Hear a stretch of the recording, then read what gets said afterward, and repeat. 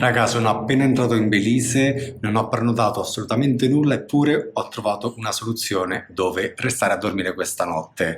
Io diciamo che dopo 7 anni di viaggio ho smesso di cercare quello che è il sito più economico, piuttosto ho creato un mio metodo per risparmiare concretamente sull'alloggio.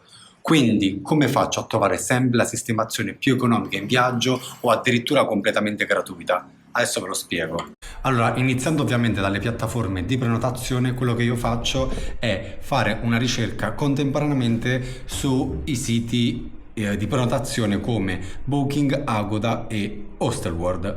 In questo caso mi trovo a San Ignazio, quindi faccio ricerca per le date che mi servono.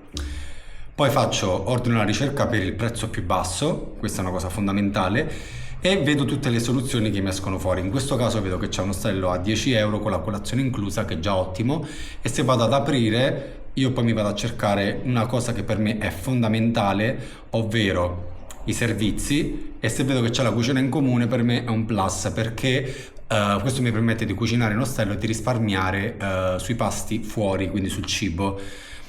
Se andiamo a vedere tra le varie piattaforme di prenotazione, bene o male escono fuori le stesse ricerche, e solamente che ho notato che su Hostelworld in questo caso viene più economico, quindi ottimo. Però quello che ho fatto è andare direttamente alla porta a chiedere direttamente alla receptionist, e mi è costato meno rispetto alle piattaforme. Gli ho spiegato che ero un viaggiatore, che sto viaggiando da un sacco di tempo, e mi hanno fatto un po' di sconto, quindi ho speso un pochino di meno rispetto a prenotare online. Quindi consiglio sempre di non prenotare subito online, di andare direttamente in reception e chiedere. Non sempre funziona, a volte conviene prenotare sull'app, però questa è una cosa che sicuramente si può fare. Vabbè, fino a qua niente di nuovo, tutti usano le piattaforme di prenotazione, quindi arriviamo al secondo metodo, che è quello di Google Maps.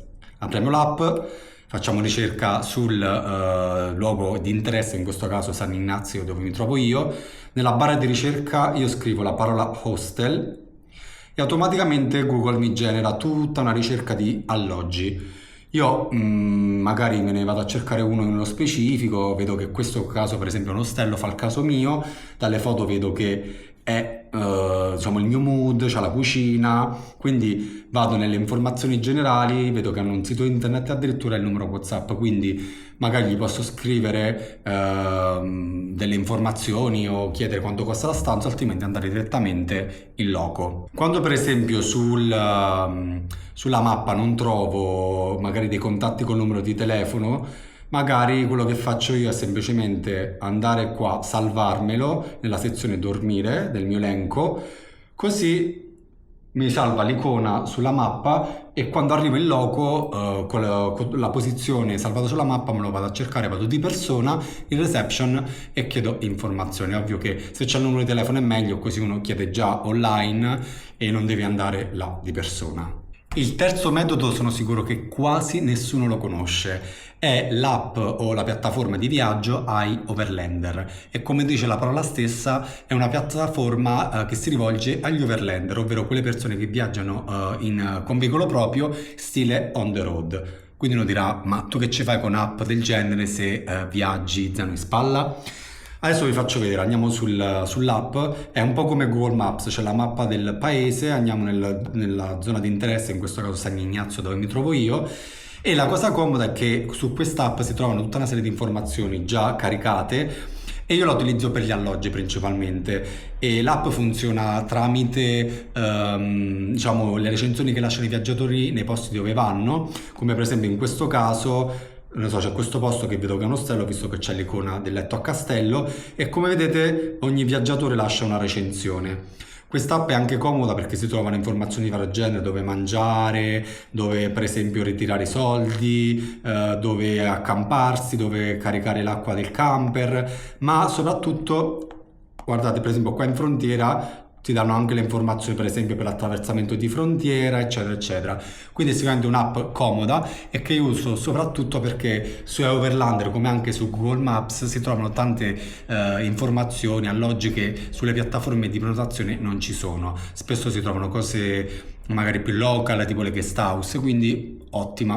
L'ultimo metodo, che è quello che mi fa viaggiare gratis, quindi trovare alloggio completamente in forma gratuita, sono le piattaforme di hosting. Io ne ho parlato tantissimo sul mio canale e la più famosa è ovviamente Couchsurfing, che non è nient'altro appunto un'applicazione di interscambio culturale che ti permette di richiedere ospitalità alle persone del posto. Vediamo subito, apriamo l'app, facciamo una ricerca, in questo caso io mi trovo a San Ignazio, quindi host a San Ignazio, e come potete vedere appaiono tutta una serie di profili di persone che sono disposte ad ospitare. Io ho già fatto una ricerca perché questa è la prima cosa che faccio quando vado in un posto, cerco in primis su Couchsurfing per vedere se c'è qualcuno disponibile ad ospitarmi e come vedete ci sono le conversazioni che ho avuto con queste persone per vedere se erano disposte ad ospitare. E alternative gratuite a Couchsurfing, perché adesso Couchsurfing da più o meno dopo la pandemia hanno iniziato a chiedere un abbonamento mensile annuale che è irrisorio perché costa adesso mi pare 20 euro, quindi già con 2 o 3 notti che si passano in casa di qualcuno ci si ripaga del costo dell'abbonamento, anche se ripeto io non lo faccio tanto per il risparmio ma più per l'esperienza, perché Couchsurfing è veramente un modo per vivere un'esperienza autentica con le persone del posto. Ci sono però alternative completamente gratuite, anche se sono delle community molto più piccole e che funzionano soprattutto in Europa, ci sono utenti più attivi. Queste sono Be Welcome, Couchers, che è quella più simile a Couchsurfing, e Trustroots. Quindi il metodo che io utilizzo per cercare sempre l'alloggio più economico, addirittura gratuito, è iniziare ovviamente con le piattaforme di hosting e vedere se qualcuno è disponibile ad ospitarmi gratuitamente. Dopodiché faccio una piccola ricerca sulle varie piattaforme di prenotazione come Booking, Agoda e Hostelworld. C'è da dire che Booking è il mio preferito, Agoda funziona soprattutto in Asia, mentre Hostelworld a me non piace tanto perché mi dà più l'idea che sia fatta proprio per i turisti che vogliono stare con altri turisti.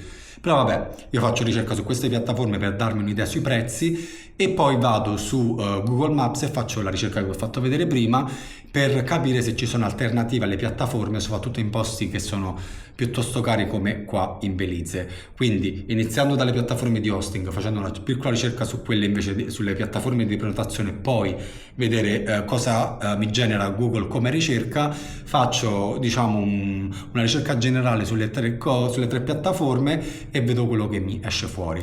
Io varie volte, soprattutto in Guatemala, dove ho notato che la comunità Couchsurfing era molto attiva, ho ricevuto tantissima ospitalità delle persone del posto e quindi quasi mai ho pagato l'alloggio. In questo caso in realtà avevo trovato alloggio tramite Couchsurfing, ma poi l'host mi ha annullato la richiesta di alloggio, cioè di ospitalità all'ultimo minuto, e quindi sono venuto qua senza prenotare nulla, sono venuto un po' all'avventura, avevo salvato questo ostello sulla mappa che avevo visto che era il più economico, aveva la cucina e offriva la colazione, quindi un pasto in meno.